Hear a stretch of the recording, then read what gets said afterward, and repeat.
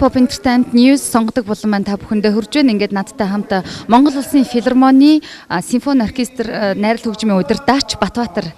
За маш их ажилтай байна. Танд энэ үдшийн мэндийг Pop-ын зүгээс хүргэж байна. Баярлалаа. За энд айгүй маш сайхан тоглолт болох гэж байгаа гэдгийг бас үзэгчдэд хүргэх гээд ирлээ. Энд ямар учиртай ямар тоглолтыг одоо тавих гэж байна вэ? Одоо өнгөрсөн оны 10 сараас манай симфони найрал хөгжим филармоны доор сайхны зөвлөлөөс одоо энэ симфони найрал хөгжмийн үүднээс одоо энэ сонгодог урлаг гэдэг төслийг явуулж байгаа. Тэр төслийн хүрээнд одоо өнгөрсөн жилээс 1 сараас ахуулаад одоо сар болгон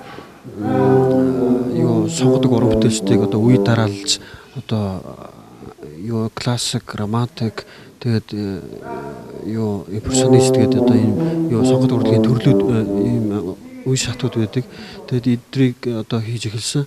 Тэгээд өнгөрсөн 3 дугаар сараас одоо эхлээд 3 дугаар сард одоо Бетховны 8 дугаар симфониг тоглосон байгаа. 4 сард Дворжакийн одоо романтизмын бас гол төлөөлөгчийн нэг. Тэгээд Дворжакийн 9 дугаар симфони, Челлийн концертуудыг бид нар тоглосон байгаа. Тэгээд 9 сард нь бас 6 сард нь романтизмын бас гол төлөөлөгч Чайковскийн уран бүтээлүүдээс бас Чайковскийн 6 дугаар симфони, тэгээд Чайковскийн Времена Года гэдэг төгөл рүү зориулсан бүтээлүүдийг симфони найрал хөгжимд хөрвүүлж бичснээр бид нар одоо анх удаа ард түмэнд өргөсөн байгаа. Тэгээд бид нар одоо яг 9 сараас ахгуулаад одоо яг үргэлжлүүлээд одоо тэр төслөө үргэлжлүүлээд сонгодог урлаг гэдэг төсөл маань одоо үргэлжлээд 9 сард одоо 9 сарын 30-нд одоо тоглох гэж байна. Энэ одоо юугаар онцлогтой гэхээр одоо дэлхийн алдартай одоо импрессионист гэж одоо хөгжмийн урсгал байдаг. Энэ урсгалын гол төлөөлөгч нарын нэг Равел, Дебюсси, Лист гэсэн одоо энэ гурван төлөөллийн одоо импрессионистийн одоо импрессионист хөгжим юу байдгийг одоо тэр одоо олон өнгө тооныг яаж дүрсэлж харуулдгийг тэр үднээс одоо харуулсан гол гурван төлөөлөгчийн гол бүтээлүүдийг одоо тоглож байна. Жишээ нь одоо Дебюсси гэж одоо Францын хөгжим зохиолч Дебюссигийн одоо алдартай Ноктюрнс гэдэг одоо төгөл рүү урт зориулсан байдаг симфони найрал хөгжим зориулснаар нь одоо бид нар бас төлөвлөх гэж байна.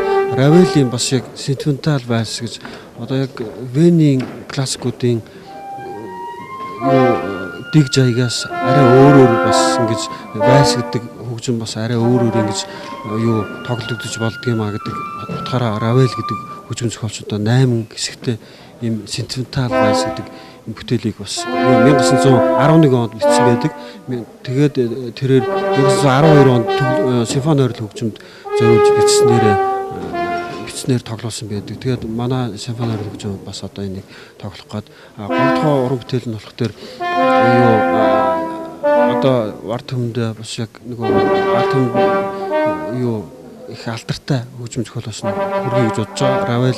Равел бол хамгийн одоо импрессионистуудын хамгийн гол төлөөлөгчийн нэг байдаг. Тэр утгаараа хамгийн алдартай одоо Павана гэдэг бүжгийн аястай тийм одоо жижиг хэмжээний одоо альбом байдаг. Тэр хөгжмийг одоо бид нар сонжуулна. Тэгээд дөрөвт бүтээл нь болох тэр Лист гэж өнгөрсөн хөгжим зохиолч энэ хөгжим зохиолчийн прелюди гэж бүтээлүүдийг бид нар тоглохоор одоо маш их сургалтанд ороод одоо 30-нд ингээд ард түмэнд төлөвлөхөөр ингээд бэлтгэл ажилдаа ороод явж байна. Баярлалаа. Монгол Улсын филармоны үйл ажиллагаа маань нар араасаа үргэлжлэн явагцаар байна. Энэ сайхан гайхалтай сонгодог болон гайхалтай тоглолтуудыг та бүхэн хүрдсэн ирж зорин үзээрэй. Энэ бол Монгол Улсын филармон байлаа.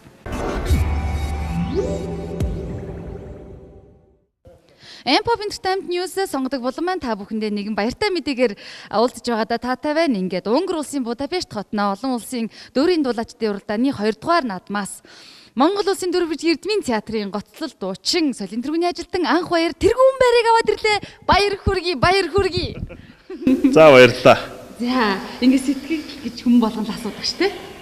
За тэгээд энэхүү уралдаанд одоо амжилтаа оролцоод эх орныхоо нэрийг гаргаад Монгол хүн гэдгээ үзүүлээд ингээд тэргүүн байр 1 дугаар байр хүртээд ирсэндээ маш их баяртай байна. Тэгээд одоо дуучин хүний одоо дуучин ер нь л одоо хүн болгонд одоо дуучинч бай, урлагийн хүн бүжигчин хинч бай одоо нэг юм тэмцээн уралдаан наадам гэдэг бол ерөөсөө тэрэнд ялах одоо тэр зорилго бол одоо хамгийн туйлын хүсэл байдаг шүү дээ. Тэгэхээр энэ хүү уралдаанд ингээд ороод тэр өөрийнхөө бас зорилгынхоо нэгэн хэсгийг биелүүлээд тэгээд ингээд төрүүлсэн явдал маш их одоо баяртай байна. Ang bayar en bolt.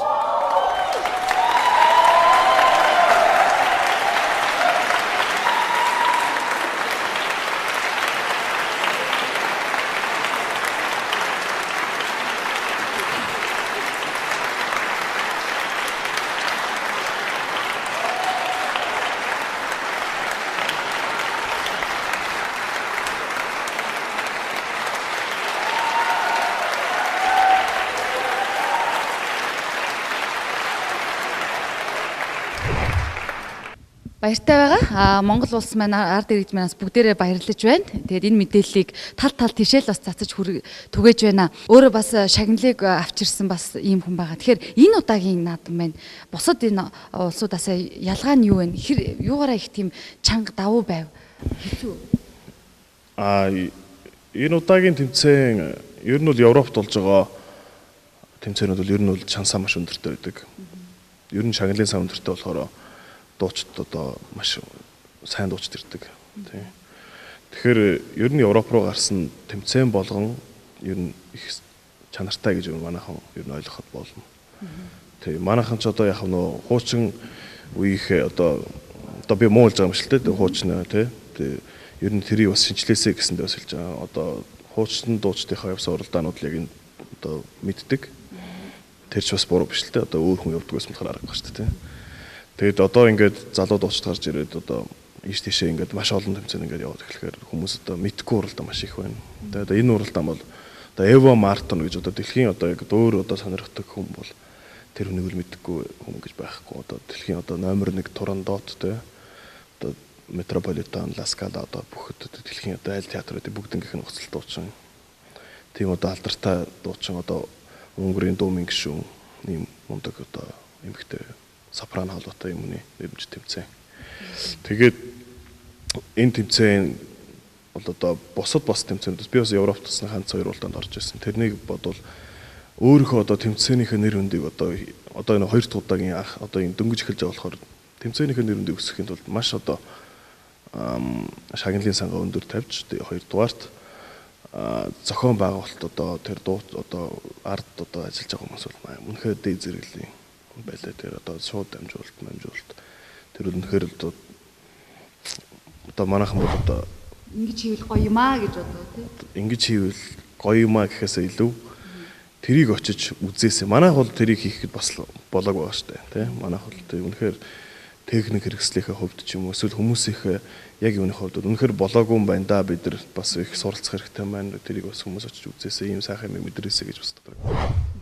Анх хоёр яг тэр Будапешт толтноо улсын алдартай дуучин нэрмжт энэ уралдаанд анхлан оролцогч юу Монголоос байсан уу? Эсвэл урд нь орж исэн байгаа юу? Энэ удаа оролцоход ер нь Монголын ийм дуучаа ингээд ирэхэд хүмүүсийн ер нь хүлээж авч байгаа сэтгэл хэр байна? Өөрт чинь мэдэгдснээр.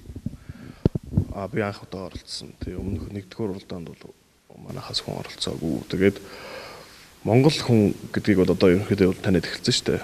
Манай одоо өмнөх дуучид одоо манай амар төвшин Ариун Баатар Бадрал те одоо бүгдээр ингээл дэлхийд даяар одоо ингээл үзэж штэ одоо тэр одоо Кардифи уралдаан, Чайковский уралдаан те тэр бүх уралдаан гэж. Тэгэхээр бол Монгол хүн гэхээр бол тийм монголчууд л ер нь сайхан дуулдаг. Сайхан олоод гэдгийг бол бүгд мэдж байгаа. Чухамхүү анх хоёр гэдэг энэ дуучин яад дуулах вэ гэдгийг бас тэр хүлээж байгаа. Тэгээд ямар ч сан таалагдсан бодоод одоо төрүүлсэн байлгүй. Тэгээд бас цаашаа гэрээ их ажлын санал авч одоо Өнгөрийн Будапештийн театртай одоо ажлын санал авч одоо гэрээгээ байгуулад ирсэн байгаа. Ингээд 17 оноос 18 оны ажлын сезонд одоо тэд театрт ажиллана. Үнэхээр одоо театрын хувьд бол одоо бас дуучин бас тийм тайзан дээр нэг бас сайхан мэдрэмж байлаад. Би бас олон биш гэсэн явсан бас дэлхийн бас 2-3 нэртэй тайзан дээр арч утсан бас яг л үнэхээр одоо Ла Скала, Большой театр тэдрээс ямар ч ялгаагүй тийм үнэхээр агуу тайз байлаа. Нууц шүүл одоо шагнал нь юу гэдэм боллоо? Ямар шагнал аваад ирсэн? Шагнал тэрийг ч одоо нэг яриад явах дээ. За юу ч нэвтрүүлгээ дуусч байгаад нууцгаа асуучна чамаас. Тэгээд анх хоёраа чамаар их бахархаж байна. M-pop Entertainment News-ийн үзэгчид маань бас бахархаж байна. Араасаа булган сүүлээ шарваад олон сайхан Монголынхон дуучдыг дэлхийн тайзнаа бас араасаа дагуулаарай гэж хүсье танд. За баярлалаа. Тэгээд Монголынхоо одоо нийт одоо үзэгч түмэндээ одоо сонгодог урлаг одоо дэмждэг сонсдог бүх хүмүүстээ та бүхэнд одоо энэ өдрийн мэндийг одоо дахин хүргэе. Та бүхэн энэ урлагт одоо сайхан дурласнараа юу ч алдахгүй. Одоо энэ урлаг үнэхээр ямар үн цэнтэй, ямар агуу, ямар ихэмсэг, ямар дээд урлаг гэдгийг та бүхэн маань одоо улам л илүү сайхан мэдэрдэг болно. Энэ одоо манай залуу дуучдын одоо удахгүй би өөрөө би даасан тоглолтоо их гэж байна. Тэгээд тэр тоглолтын дээр бас энэхүү урлагийн сайхныг бас мэдрүүлэхийг бас оролдоно. Тэгэхээр хүмүүс одоо ер нь бол энэ урлагийг маш сайхан сонгож та бүхэн сонсоорой, үзээрэй гэж одоо хэлье да. Ийм сайхан үгээр энэ удаагийн ярилцлагыг өндөрлөх гэж байна. Танд цаг зав гаргасанд баярлалаа. Ажлын өндрөөс өндөр амжилтыг хүсэн өрөөе. Энэ бол M-pop Entertainment News сонгодог болгон байлаа үзэгчтэй.